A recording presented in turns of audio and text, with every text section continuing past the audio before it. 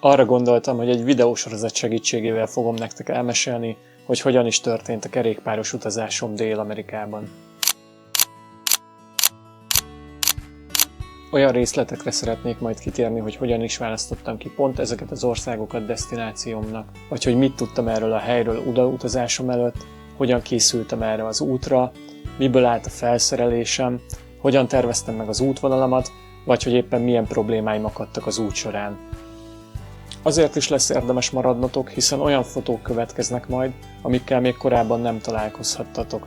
Mert nem csak a mobilommal, de fényképezővel és drónnal is készítettem képeket az út során. Ha eddig még nem tetted, akkor most lájkold vagy kövesd be az oldalamat, hiszen érdekes tartalmak fognak következni. Miért éppen oda?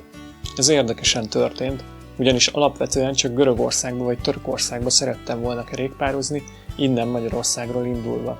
Azonban mire valósággá vált, hogy elindulhatnék, addigra az is megfogalmazódott bennem, hogy valószínűleg megfagynék az Albán hegyekben. Így aztán új célpont után kellett néznem. Ekkor szimplán rákerestem a Google-ben, hogy mik azok az országok, amik alkalmasak és ajánlottak kerékpározáshoz az európai tél idején.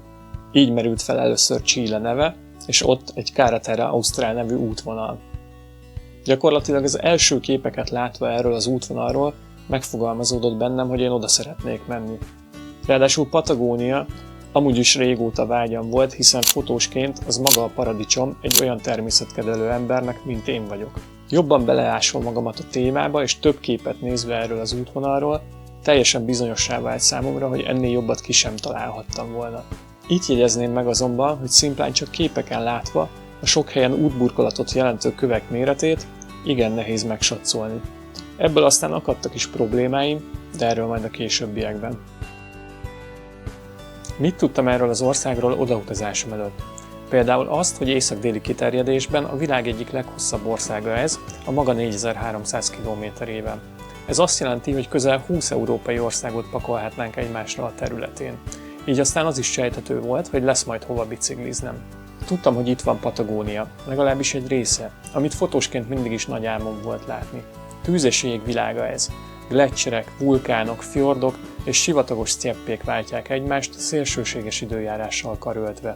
Van is egy olyan helyi mondás, miszerint itt egy napon belül mind a 4 évszakot megtapasztalhatod. Napsütés, metsző szél vagy hó, ez nekem mind jutott egy napra. A hely világvége hangulatát az alacsony népsűrűség is fokozza. Chilében ez a szám 27 fő per négyzetkilométer. Ugyanez a szám Magyarországon 103 fő, míg Németországban 241. De volt olyan régiója is Chilének, ahol ez a szám 0,5 fő per négyzetkilométer volt. Igen, jól hallottad, 0,5 fő per négyzetkilométer. Így aztán az is borítékolható volt, hogy nem fog annyi ideges autós rám dudálni, mint Európa egyes országaiban. A valóságban pedig egyetlen egyszer sem dudáltak rám a 3 hónap alatt, vagy csak nem hallottam az állandó széltől. Hogyan is készültem erre az útra? A döntéstől számítva, illetve onnantól, hogy megvettem a jegyeket Santiago de Chilébe, 6 hetem maradt a felkészülésre, ami nagyjából így nézett ki. Ez azt jelenti, hogy a fizikai felkészülésre nem fordítottam sok időt. Egyébként is sokat kerékpározom, többek között túrákat is vezetek, és az állóképességemet is jónak tartom. Ennek okán úgy gondoltam, hogy ilyen szempontból nincs szükségem plusz felkészülésre. Így aztán a felkészülés többnyire a kerékpár csomagtartókkal és táskákkal való felszereléséből állt. Hátra egy hagyományos csomagtartót szereltem, amit még a kerékpárral együtt vásároltam annak idején. Előre viszont olyanokat szerettem volna, amikkel egy kicsit lejjebb kerül a táskák súlypontja, és ezáltal stabilabb és irányíthatóbb maradt a bicikli. Ilyet azonban nem is volt olyan egyszerű találnom. Az első, amit rendeltem, azt azonnal vissza is kellett küldenem. Ráadásul a másodikhoz is nekem kellett végül tartókat gyártanom, ugyanis hiába volt univerzális, pont ott nem volt rajta felfogatóhely, ahol nekem kellett volna. A hátsó csomagtartó egyik oldalára egy normál, de vízhatlan kerékpáros táska került, míg a másik oldalra egy teljes értékű hátizsákként is használható dekatlonos táska. Itt még nem tudtam, de később kiderült, hogy ez egy nagyon praktikus eleme volt a felszerelésnek. Na, ez már az a szituáció, amikor én se hiszem el, hogy ezt csinálom. Közben rájöttem, hogy az egyik táskát le lehet venni róla, és az hátizsák. Az így se sokkal könnyebb, de így legalább valamivel könnyebb a hátulja a biciklinek. Az első csomagtartókra egy pár 25 literes Ortlieb táskát akasztottam, ezeken túl került még a hátsó csomagtartó közepére egy szintén 25 literes, vízhatlan, úgynevezett dry bag táska, illetve a kormányra egy kisebb táska a napközben használt legfontosabb dolgokhoz. Miután ezeket felszereltem a biciklire, mindent megpakoltam ruhákkal és másfél literes ásványvizekkel, mentem egy kört itthon a faluban, majd azt mondtam, hogy ez így jó lesz, készen állok.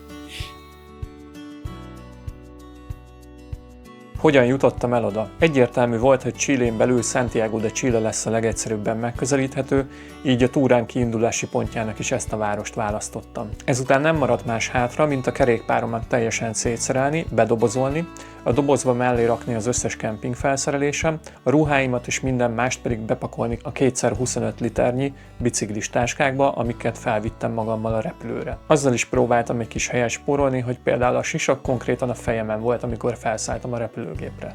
Budapestről egyetlen légitársaság van, de legalább van, amelyik teljes egészében biztosítja az utazást odáig, a Lufthansa-val karöltve, ez pedig az Air Canada. Ez azt jelentette, hogy a Budapesten feladott podgyászt, ami az esetemben a kerékpár volt, elég volt Santiagóban a repülőtéren felvennem. Így az átszállások között nem kellett azzal bajlódnom, hogy a csomagot is újra feladjam. Továbbá azt is jelentette, hogy Frankfurton kívül Kanadában, Torontóban kellett átszállnom. Így az utazás összesen 27 órás lett, és igazán megterhelő. Ráadásul ez még csak a repülőtértől repülőtérig számított idő. El kellett még jutnom itthonról Ferihegyre, illetve Santiago repülőteréről a hostelbe. Az csak ennek a résznek a felvétele óta jutott eszembe, hogy majdnem sikerült elbuknom az odafelé utat. Ugyanis mindössze csak egy nappal a felszállás előtt szembesültem vele, hogy Kanadába az átszálláshoz is szükségem lesz egy ETA-ra, ami tulajdonképpen egy elektronikus utazási engedély. Ennek az elbírálására azonban 24/72 órát adnak meg, és ráadásul vasárnap is volt, így egyáltalán nem tudtam nyugodt lenni ezzel kapcsolatban. Szerencsére végül 2 órán belül megérkezett a jóváhagyás, és folytathattam a készülődést. A leszállás után, és miután összeszedtem a feladott podgyászt, először is ki kellett csomagolnom a kerékpáromat, majd pedig összeszerelnem azt. Már az alapos csomagolás kibontásával meggyűlt a bajom, ugyanis a bicskám nyilván a dobozban volt, amit ki kellett volna nyitni vele. Egy reptéri dolgozó látva a szenvedésemet megsajnált és adott egy tapétavágókést, amivel mindjárt gyorsabban ment ez az egész. Mindezt ráadásul körülbelül 30 fokban kellett abszolválnom, miközben itthon 5 fok volt, amikor felszálltam a repülőgépre. Csak a kerékpár összeszerelése és a tekerés megkezdése után szembesültem vele, hogy a város felé vezető út első kilométerein tilos kerékpározni. De mivel ekkor már más alternatívám nem volt, így muszáj volt ott tekernem. Szerencsére nem lett belőle gond, és ezt, ahogyan már egy korábbi videóban említettem, még csak egy ideges autóssal sem találkoztam. Utólag persze megállapítottam, hogy sokkal biztonságosabb lett volna taxival megtenni az út egy részét, mint sem kialvatlanul kerékpározni egy ilyen fokozottan veszélyes helyen. Ha mindent összeszámolok, végül nagyjából 35 óra ment el a teljes útra. Hogyan terveztem meg az útvonalamat? Nem gondoltam túl a dolgot. Igazából még a repülőúton sem voltam benne biztos, hogy merre is indulok majd Santiagóból, ahol egyébként csak 2 éjszakát terveztem tölteni, így szállást is mindössze erre a 2 éjszakára foglaltam. Az útvonal szempontjából 2 dologban voltam biztos. Az egyik, hogy szerettem volna végigtekerni a Carretera Austrálon, illetve hogy szerettem volna átszállni Patagóniát, és azon belül a Torres del Paine nemzeti parkot. Távolról a déli részek útvonala azonban annyira bonyolultnak tűnt, hogy úgy voltam vele, hogy mire odaérek majd, úgyis kirajzolódik nekem az út, illetve hogy kívánom-e még folytatni egyáltalán. Santiagóból 2 fő irány mutatkozott. Az egyik az ország közepe felé, emelkedők és megterhelés nélkül, jó minőségű és jól követhető útvonalon, míg egy másik a Csendes-óceán partján, emelkedőkkel tűzdelt, rossz minőségű és többnyire murvával burkolt utakon. Szerintem magatoktól is kitalálnátok, hogy az utóbbit választottam. A partot követve jutottam el Concepción városáig, majd átszeltem az országot keleti irányban, és ott a Puzzle Monkey Trailnek nevezett bikepacking útvonalon tartottam délnek. Miután elértem Villarrica városát, ismét keletnek fordultam az Andok és egyben az argentin határ felé, hogy a hegy és a határ túloldalán a Ruta de los Siete Lagos-t, azaz a 7 tó útját kövessem egészen San Carlos de Bariloche városáig.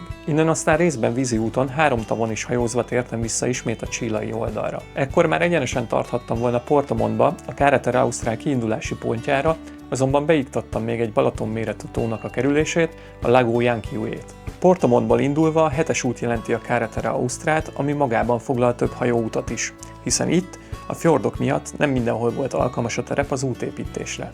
Elérve a 7-es út végét és Via O'Higginst, az egyik legkalandosabb határátkelés következett, ismét több tavat is érintve, ahol kizárólag gyalogosoknak és kerékpárosoknak van lehetősége átkelni. Az argentin oldalon El Chaltenbe és a túra egyik csúcspontjához, a Fitzroy-hegység közelébe érkeztünk. Igen, itt már többes számban, ugyanis a Carretera kezdetétől fogva végig volt mellettem egy-egy útitárs. Innen tettünk egy rövid kitérőt El Calafatéba, a Perito Moreno gleccserhez, majd követtük Argentína híres 40-es útját, hogy pár napon belül ismét átlépjük a határ Chile irányába, és a Torres del Paine nemzeti parkban találjuk magunkat. A parkon belül 3 napot töltöttünk, majd déli irányban távoztunk, hogy Puerto Natales felé haladjunk. Puerto Natalesből a 9-es utat követve Punta Arenas következett, ahol több korábban megismert útitárstól is el kellett köszönjek, ugyanis sokan innen repültek haza. Azonban rajtam kívül is akadtak még bringások, akik hajóra szálltak, hogy átkeljenek a Magellán-szoroson és tűzföldön folytassák az útjukat. Először a chilei, majd az argentin oldalon, hogy végül elérjük a világ legdélebbi városát, azaz Ushuaiát. Te vágtál már bele ennyire kevés tervezéssel valamibe? Jól sült el a dolog? Esetleg egy életre megbántad? Mondd el egy kommentben. Ha tetszett ez a videó, akkor lájkold, illetve hypeold, továbbá iratkozz fel a csatornára, hogy ne maradj le a további tartalmakról.